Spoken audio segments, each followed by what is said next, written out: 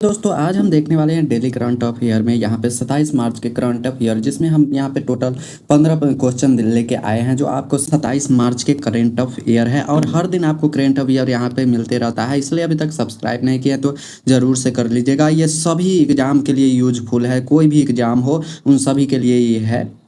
तो चलिए यहाँ से स्टार्ट करते हैं क्वेश्चन नंबर 1 की तरफ से।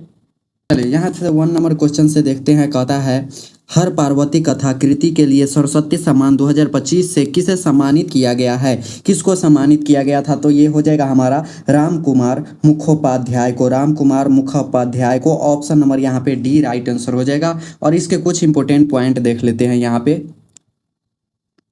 देखिए, प्रतिष्ठित सरस्वती सम्मान है जो 22 साल बाद हुआ था, जो बागला लेखक राजकुमार मुखोपाध्याय को उनके कृति हर पार्वती कथा के लिए सम्मानित किया गया था।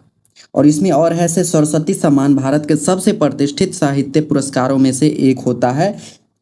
प्रदानकर्ता संस्था के बिड़ला फाउंडेशन के होते हैं। के बिड़ला फाउंडेशन है जो इसका सरस्वती सम्मान है जो करवाते हैं। उसके बाद यहाँ है, राशि विजेता को 15 लाख की सामान्य राशि एवं प्रसिद्ध पत्र और एक पट्टिका प्रदान की जाती है। पट्टिका है जो प्रदान की जाती है, जिसको यहाँ पे सरस्वती सम्मान से सम्मानित किया जाता है। चलिए दूसरे नंबर सवाल देखिएगा। कहता है यहाँ पे, किस राज्य केंद्र शासित प्रदेश ने नवजात शिशु के मुफ्त अनुवांशिक परीक्षण के लिए अनमोल योजना शुरू की है? अनमोल योजना शुरू की है तो ये हो जाएगा हमारा ऑप्शन नंबर बी, दिल्ली ने। और कुछ इंपॉर्टेंट पॉइंट देख लेते हैं यहाँ पे। कहता है, अनमोल का फुल फॉर्म क्या होता है? Advance newborn monitoring for optimal life care.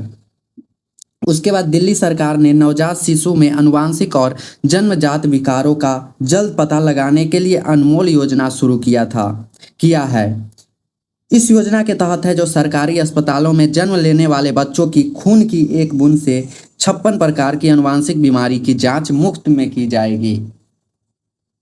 यही है अनमोल योजना के तहत। चलिए अगले है यहाँ पे हमारा IQ एयर की वर्ल्ड एयर क्वालिटी रिपोर्ट 2025 के अनुसार दुनिया का सबसे प्रदूषित देश कौन सा है? तो यहाँ पे हो जाएगा पाकिस्तान है। ये हमारा पाकिस्तान हो जाएगा। कुछ इंपॉर्टेंट पॉइंट है यहाँ पे। IQ एयर की 2025 के रिपोर्ट के अनुसार है जो पाकिस्तान दुनिया का सबसे प्रदूषित देश बन गया है, जहाँ PM 2.5 के स्तर विश्व स्तर पर संगठित है। यानी कि कितना होना चाहिए मिनिमम, अगर WHO के अनुसार देखा जाए तो 2.5 होना चाहिए, लेकिन पाकिस्तान का कितना है? 13.5 गुना अधिक पाया गया है। इसलिए सबसे ज़्यादा दुनिया का सबसे प्रदूषित देश बन गया है पाकिस्तान। अगला है, रिपोर्ट में बताया गया है कि 143 देशों के क्षेत्र में से 130 देश है जो WHO के मानकों को पूरा नहीं कर पाता है। और 143 देशों की सूची में भारत 6ठे स्थान पर रहा है। शहरों की बात करें, अगर भारत में शहरों की बात करें तो भारत के उत्तर प्रदेश के गाजियाबाद जिले का लोनी दुनिया का सबसे प्रदूषित शहर है। लोनी है जो दुनिया का सबसे बड़ा प्रदूषित शहर है। चलिए अगले नंबर सवाल है, विश्व रंगमंच दिवस 2026 कब मनाया जाता है? तो ये 27 मार्च को मनाया जाता है। और इसमें से कुछ इंपॉर्टेंट बात है यहाँ पे। विश्व रंगमंच दिवस हर साल है जो 27 मार्च को मनाया जाता है, जिसकी शुरुआत हुई थी 1961 में अंतर्राष्ट्रीय रंगमंच संस्था द्वारा की गई थी। रंगमंच संस्था द्वारा तृतीय द्वारा की गई थी। यह दिन रंगमंच की कलाकारों और मानवीय अभिव्यक्ति के इस भूमिका के सम्मान में मनाया जाता है। और 2026 की थीम नाट्य कला और शांति की संस्कृति है। चलिए अगले नंबर सवाल है यहाँ पे 5वें नंबर सवाल कहता है, मानिंग कंसल्ट द्वारा जारी रेटिंग के अनुसार 68% अनुमोदन रेटिंग के साथ दुनिया का सबसे लोकप्रिय नेता कौन बने हैं? तो नरेंद्र मोदी भारत के प्रधानमंत्री बने हैं। और इसके कुछ इंपॉर्टेंट बात है। प्रधानमंत्री नरेंद्र मोदी लगातार 30वीं बार विश्व के सबसे लोकप्रिय नेता बने हैं। अमेरिकी data analysis firm morning consult के ताज़ा सर्वे के अनुसार है जो प्रधानमंत्री मोदी है जो 68% की अप्रूवल रेटिंग मिली है। अमेरिका के राष्ट्रपति डोनाल्ड ट्रंप ने 39% अनुमोदन रेटिंग मिली है और शीर्ष 10 में शामिल नहीं हो सके। और शीर्ष तीन में कौन कौन से लोकप्रिय नेता है? फर्स्ट में है हमारा नरेंद्र मोदी 68% अनुमोदन रेटिंग के साथ। सेकेंड में हमारा गाय पामेलिन जो स्विट्जरलैंड के है 62% अनुमोदन रेटिंग के साथ है। ली जे म्यूंग है जो दक्षिण कोरिया के है, जो 62% अनुमोदन रेटिंग के साथ है। चलिए अगले नंबर सवाल है, यहाँ छठे नंबर सवाल कहता है अप्रैल 2026 के निर्धारित आर्टेमिसन द्वितीय मिशन वर्ष 1972 के किस मिशन के बाद है जो निम्न पृथ्वी कक्षा एलईओ से परे जाने वाला पहला मानव युक्त मिशन होगा? तो अपोलो 17 हो जाएगा। यह ऑप्शन नंबर क्या बी राइट आंसर हो जाएगा, 6 का बी। और इसमें कुछ इंपोर्टेंट पार्ट है। आर्टेमिसन द्वितीय है जो मिशन नासा के आर्टेमिसन कार्यक्रम का पहला मानव युक्त मिशन है जो मनुष्य को लगभग 54 वर्ष के बाद फिर से चंद्रमा के करीब ले जाएगा। मिशन की अवधि यह लगभग 10 दिनों का मिशन होगा। प्रेक्षण स्थल Kennedy space central Florida launch combinate 39B1 से लेके रॉकेट और स्पेक्ट्रोक्रम space launch system rocket Orion CM0003 यानी कि अंतरिक्ष में ले जाएगा। इस मिशन में है जो 4 अंतरिक्ष यात्री शामिल है और एक का नाम है यहाँ पे रीड वाइसमैन मिशन कमांड के लिए, और विक्टर ग्लोवर क्रिस्टानो कोच चंद्रमा मिशन पर जाने वाली पहली महिला जेरेमी हेनसेन हो जाएगी, जेनेरी हेनसेन हो जाएगी। क्रिस्टीना कोच है जो पहली महिला हो जाएगी यहाँ पे चंद्रमा मिशन पर जाने वाली पहली महिला बनेगी। चलिए अगले नंबर सवाल यहाँ पे किस भारतीय स्टाफ ने इसरो के liquid propulsion system centre ILPSC को अत्यधिक आकाश 300 आकाश 3D प्रिंट सौंपा है? राइट आंसर यहाँ पे ऑप्शन नंबर डी हो जाएगा, स्पेसाइट 4D printing solutions. Option number क्या डी राइट आंसर हो जाएगा। चलिए इसमें कुछ इंपोर्टेंट बात है यहाँ पे। उच्च तापमान वाला बहु सामग्री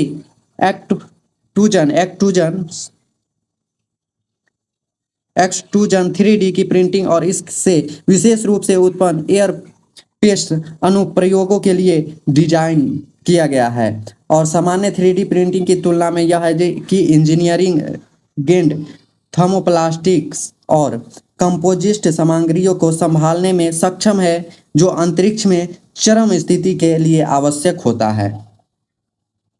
चलिए अगले नंबर सवाल है, कहता है भारतीय प्राणी सर्वेक्षण के वैज्ञानिकों के इस राज्य में कॉकरोच की एक नई प्रजाति नियोलोबोप्टेरा पेनिसुलेसिस की खोज की है। तो राइट आंसर यहाँ पे हो जाएगा 8 का ऑप्शन नंबर सी महाराष्ट्र हो जाएगा। चलिए अगले नंबर सवाल है यहाँ पे कुछ इंपोर्टेंट बात देख लेते हैं। यहाँ पे भारतीय प्राणी सर्वेक्षण ZSI के वैज्ञानिकों ने महाराष्ट्र राज्य के पुणे जिले में दौड़ के नथाचीवाडी क्षेत्र में कॉकरोच की एक नई प्रजाति नियोबोप्टेरा पेनिसुलेरिस की खोज की है। यह खोज है इसीलिए महत्वपूर्ण है क्योंकि भारत में पहली बार है जो कॉकरोच की किसी नई प्रजाति की पहचान के लिए आधुनिक DNA बारकोडिंग तकनीक का उपयोग किया गया है। चलिए 9वें नंबर सवाल कहता है भारत सरकार ने मार्च 2026 में पश्चिम एशिया संकट में निपटने के लिए कितनी अधिकार प्राप्त समिति का गठन किया है? तो हो जाएगा राइट आंसर ऑप्शन नंबर 7 हो जाएगा। और यहाँ पे है कि भारत सरकार ने पश्चिम एशिया संकट युद्ध के कारण है जो अर्थव्यवस्था, ऊर्जा आपूर्ति और व्यापार में पड़ने वाले प्रतिकूल प्रभावों के निपटाने के लिए 7 अधिक प्राप्त समितियां का गठन किया है। जो है यहाँ पे ये समितियां तेल, गैस और आवश्यक वस्तुओं और लॉजिस्टिक जैसे प्रमुख चुनौतियों पर नजर रखेगी। कौन कौन से है 7 वो देख लेते हैं। पैनल 1 है जो रक्षा, विदेशी मामले और सार्वजनिक व्यवस्था अध्यक्ष विक्रम मिस्री विदेशी सचिव है। और पैनल 2 है यहाँ पे अर्थव्यवस्था, वित्त और आपूर्ति श्रृंखलाएं अध्यक्ष अनुराधा ठाकुर आर्थिक मामलों के लिए विभागीय सचिव है। पैनल 3 है यहाँ पे ऊर्जा सुरक्षा, पेट्रोलियम, LNG और बिजली के लिए है नीरज मित्तल पेट्रोलियम सचिव। यहाँ पे 4 है, पैनल 4 है।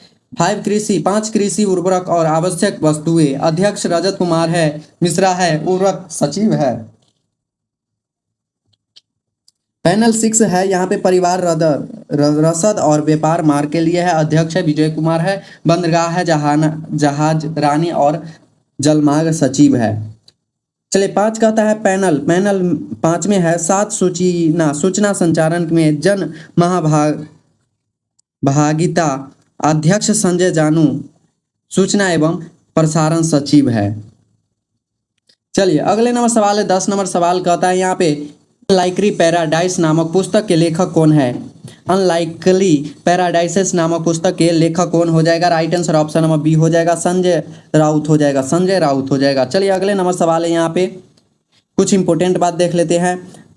अनकलाई प्रासिडिस पुस्तक के लेखक है शिवसेना के नेता और सांसद संजय राउत है। यह पुस्तक मूल रूप से है जो मराठी में नकारात्मक स्वर के नाम से भी लिखी गई थी, जो उनके जेल प्रवास के अनुभवों पर आधारित है। जेल प्रभाव के अनुभवों का पर क्या आधारित है।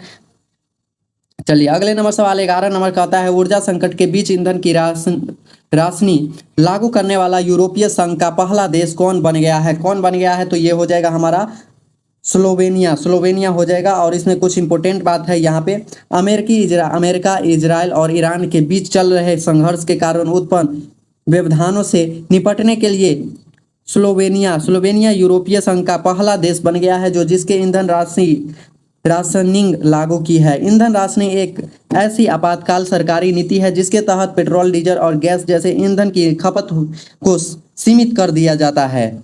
और स्लोवेनिया है जो राजधानी ल्यूबेनिया, मुद्रा यूरो, प्रधानमंत्री रॉबर्ट गोलोब, राष्ट्रीय नताशा पिरक मूसर है। चलिए 12 नंबर सवाल कहता है भुवनेश्वर उड़ीसा और आयोजित पहली राष्ट्रीय इंडोर एथलेटिक्स चैंपियन 2026 में 4.22 मीटर की छलांग लगाकर महिला पोल वर्ल्ड में नया राष्ट्रीय रिकॉर्ड किसने बनाया है। तो राइट आंसर यहाँ पे ऑप्शन नंबर डी हो जाएगा, Banalika Elangovan. Option number D right answer हो जाएगा। इसमें कुछ इंपॉर्टेंट बात है जो तमिलनाडु की बरामिका एलंगोवन ने महिला पोल वॉल में 4.22 मीटर की छलांग लगाकर है जो नया राष्ट्रीय रिकॉर्ड बनाया है। ऑप्शन नंबर यहाँ पे नया राष्ट्रीय रिकॉर्ड बनाया है। बरानिका एलंगोवन ने रोज मीना पॉलीराज में 4.21 मीटर की आउटडोर रिकॉर्ड को तोड़कर यह ऐतिहासिक उपलब्धि हासिल की है। चलिए अगला है यहाँ पे भारत में सबसे बड़े प्रेगनेंसी कोहर्ट अध्यक्ष का नाम क्या है, जो समय पूर्व जन्म की समस्त समस्या से निपटने पर केंद्रित है। तो ये हो जाएगा हमारा गर्भ NII है जिसका नाम। चलिए अगले नंबर इसके कुछ इंपोर्टेंट बात देख लेते हैं। केंद्रीय प्रौद्योगिकी राज्य मंत्री डॉक्टर जितेंद्र सिंह ने यह जानकारी दी है कि भारत समय से पहले होने वाले जन्म पितृवध की पहचान और रोकथाम के लिए स्वदेशी आर्टिफिशियल इंटेलिजेंट AI आधारित तकनीकी विकसित कर रहा है, जिसमें है जो गर्भ INI पहल के तहत है जो 12,000 गर्भवती महिला पर एक बड़ा अध्यक्ष किया जा रहा है। चलिए अगले नंबर सवाल मार्च 2026 में सुप्रीम कोर्ट के फैसले के अनुसार अनुसूचित जाति SC का दर्जा केवल किन धर्मों के अनुयायी तक सीमित है। हिंदू, सिख और बौद्ध के लिए है। Option number C right answer हो जाएगा। कुछ इंपोर्टेंट बात देख लेते हैं। यहाँ पे सुप्रीम कोर्ट 24 मार्च 2026 को एक ऐतिहासिक फैसला से स्पष्ट किया है कि अनुसूचित जाति है जो SC का दर्जा केवल हिंदू, सिख और बौद्ध धर्म मामले वाले पर ही लागू होगा। अदालत ने कहा है कि धर्म परिवर्तन कई ईसाई या अन्य धर्म अपनाने वाला का SC दर्जा और आरक्षण का अधिकार स्वतः समाप्त हो जाता है। संविधान अनुसूचित जाति आदेश 1950 के पैरा 3 के तहत एक पूर्ण रोक है। ऑप्शन नंबर यहाँ पे क्या अगले नंबर सवाल है और लास्ट सवाल है यहाँ पे मार्च 2026 में पहले इंटरनेशनल फिल्म फेस्टिवल दिल्ली का उद्घाटन किस फिल्म के द्वारा किया गया है। तो ये हो जाएगा सिरात के द्वारा किया गया है। Option number B right answer हो जाएगा। इसमें कुछ इंपोर्टेंट बात देख लेते हैं। पहला इंटरनेशनल फिल्म फेस्टिवल दिल्ली में है जो IFFD के द्वारा मनाया जाता है। इसका आयोजन स्थल है जो भारत मंडलम भारत मंडपम नई दिल्ली में है। आयोजक है जो दिल्ली पर्यटन विभाग है जो DTTDC के द्वारा किया गया है। उद्घाटन फिल्म सिरात है जो सिरात ऑस्कर नामांकित फिल्म, निर्देशक ओलिवर लॉक्स हो जाएगा। और इसके है जो समापन फिल्म अमीबा, अमीबा निर्देशक टेन सीयू सिंगापुर के द्वारा है। तो ऐसे ही वीडियो है हमारा। इसके बाद हमारा 29 मार्च का करंट अफेयर आज ही आपको देखने के लिए मिल जाएगा। और अभी तक आपने सब्सक्राइब नहीं किया तो एक सब्सक्राइब जरूर से कर दीजिएगा।